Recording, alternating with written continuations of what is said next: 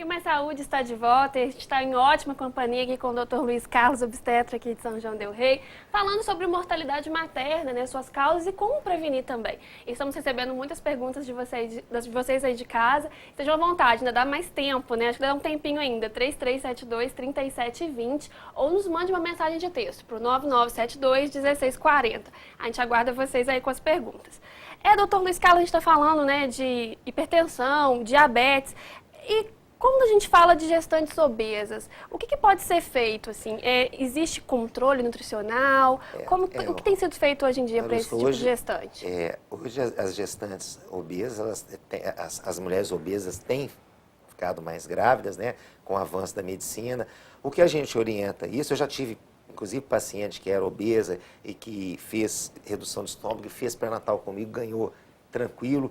O que a gente orienta para as gestantes obesas, que muitas vezes a gestante já entra, a mulher já entra na gestação muito acima do peso, assim, quase com o peso que já tinha que ganhar. Então, o que a gente orienta é um controle rigoroso, controle nutricional rigoroso, mês a mês. Uma das coisas que a gente faz no pré-natal é o peso, a pesagem. Então, tem que ser, muitas vezes, quando a gestante é muito obesa, eu peço auxílio de uma nutricionista ou endocrinologista, concomitantemente com a consulta obstétrica. Então, a gestante obesa ela tem que ganhar o mínimo de peso possível, porque é uma gestação considerada de alto risco. De alto risco. Doutor Luiz Carlos, é uma pergunta minha, eu fiquei curiosa sobre esse tema.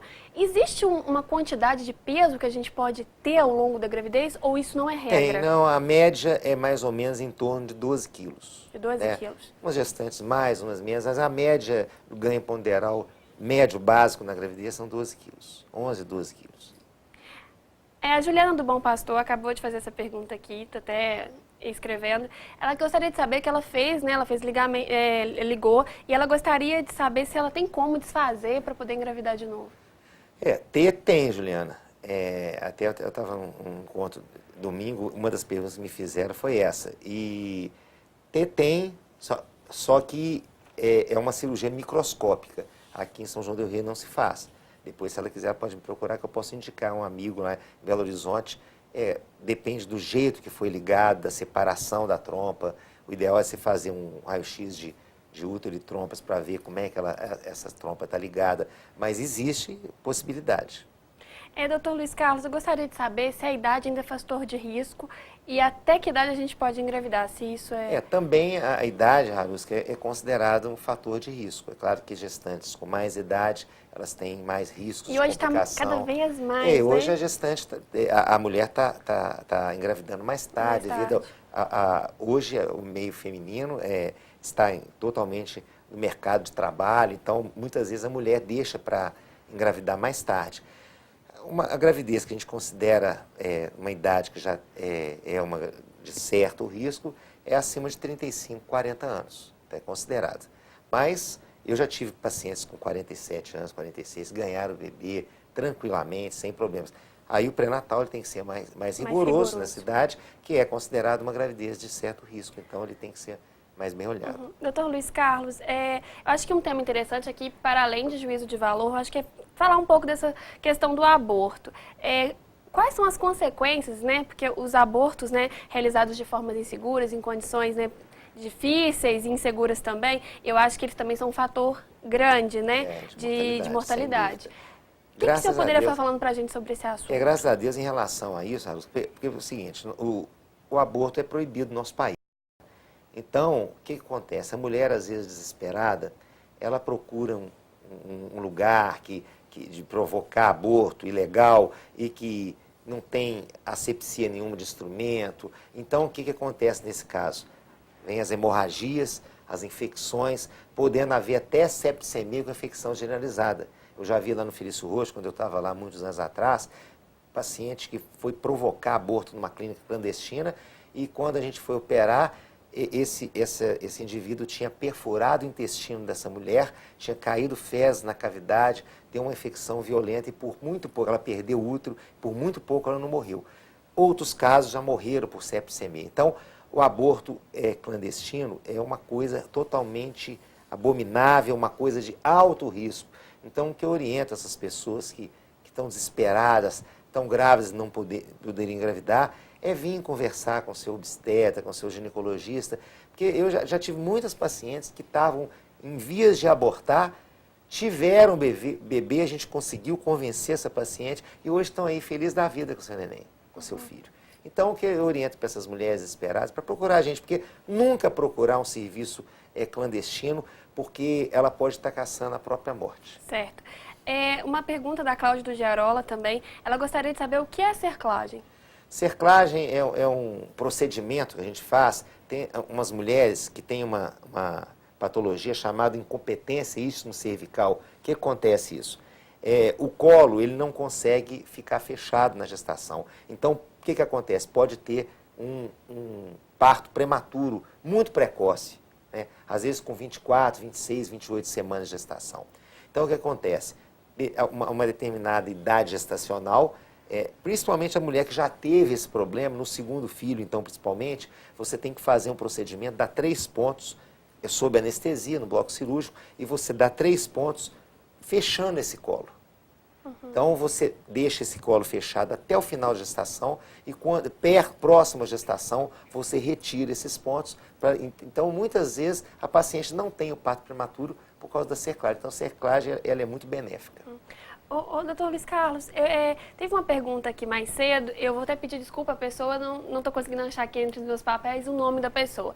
Ela gostaria de saber se um parto prematuro, né, numa primeira gestação, pode ocasionar um outro parto prematuro ou isso não é regra?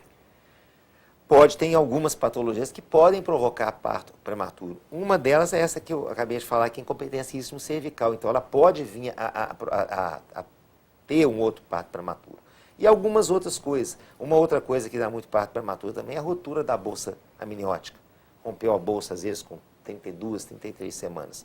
Então, tem casos que podem repetir e tem casos que não repetem. São mesmo, por exemplo, se rompeu a bolsa uma vez, não quer dizer que a segunda gestação não é regra, vai romper, né? não é regra.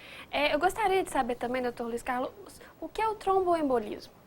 Tromboembolismo é uma patologia que acontece, é o desprendimento de um trombo, de uma gordura, e entope um vaso importante do pulmão, por exemplo. Existe tromboembolismo na perna, nos membros inferiores, né, que pode dar flebite, infecção, e existem tromboembolismos que podem, inclusive, causar a morte. Igual um trombo, uma gordura, ela desprende e obstrui um vaso ali do pulmão. Então, é o tromboembolismo pulmonar.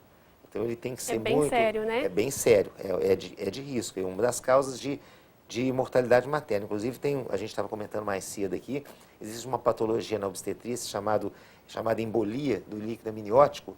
Graças a Deus ela é rara, porque muitas vezes ela é fatal. Há uma embolia por causa do líquido amniótico que entra na corrente e obstrui o vaso do pulmão. Entendeu? Então, o tromboembolismo ele tem que ser tratado, inclusive, dependendo do tromboembolismo, até a nível de UTI. Doutor Luiz Carlos, o Ministério da Saúde ele recomenda que as mulheres façam uma visita ambulatorial após 7 dias do parto, né? O que se deve a essa recomendação?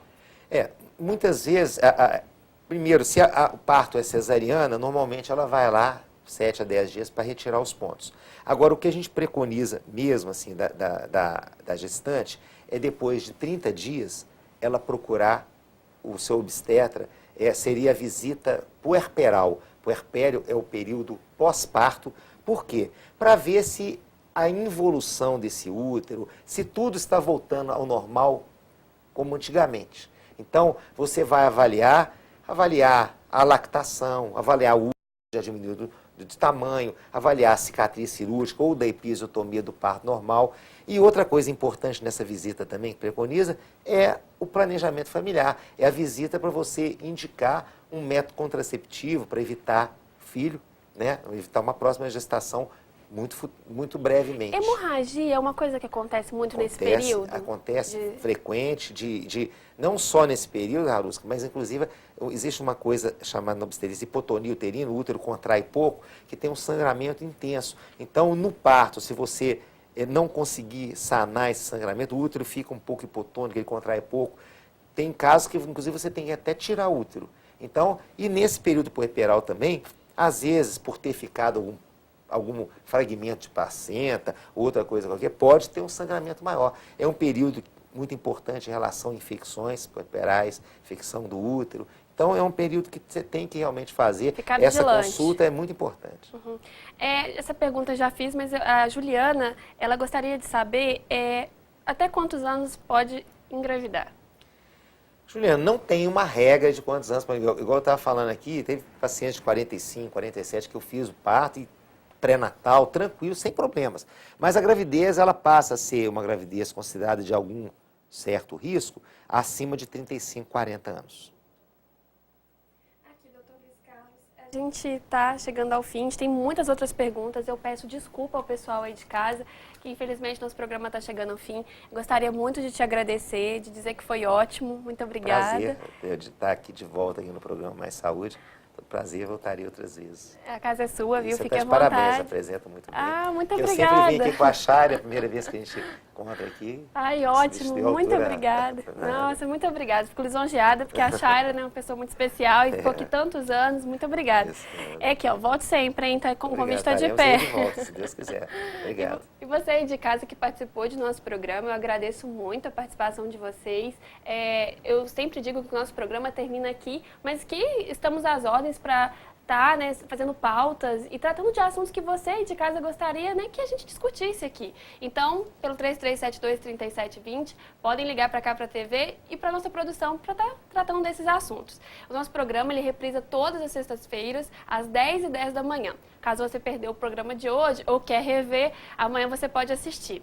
Enfim, um forte abraço, foi ótimo e até semana que vem, se Deus quiser.